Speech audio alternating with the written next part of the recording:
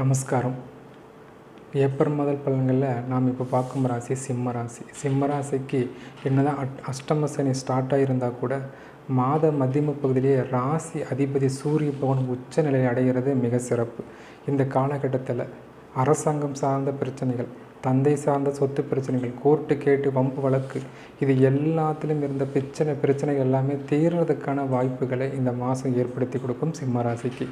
அதே சமயம் என்னடா அஷ்டம் சனி ஸ்டார்ட் ஆயிடுச்சு அப்படின்னா கூட இந்த மாதம் உங்களுக்கு நல்லா இருக்க போகுது. காரணம், தொழில் ஸ்தானாதிபதியான சுக்கிர பகவானும் பாக்கியஸ்தானாதிபதி குரு பகவானும் பரிவர்த்தனில் 2 கிரகங்கள் ஆட்சி. அதே சமயம் சூரியனும் உங்கள் ராசிதிபதி சூரியனும் உச்சவலும்.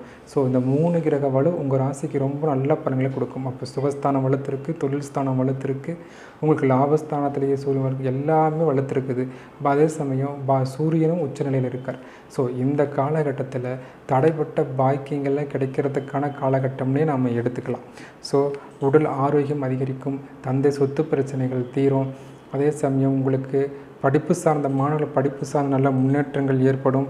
பாக்கியங்கள் தடைப்பட்ட பாக்கியங்கள் கிடைக்கிறதுக்கான வாய்ப்பெல்லாம் கண்டிப்பாக சிம்ம ராசி இந்த மாதங்கள் நாம் எதிர்பார்க்கலாம். ஆனால் வேலை தொழில் இடமாற்றம் ஒரு மாற்றங்கள் ஏற்படும். மாற்றம் வரவங்க எடுத்துக்கோங்க.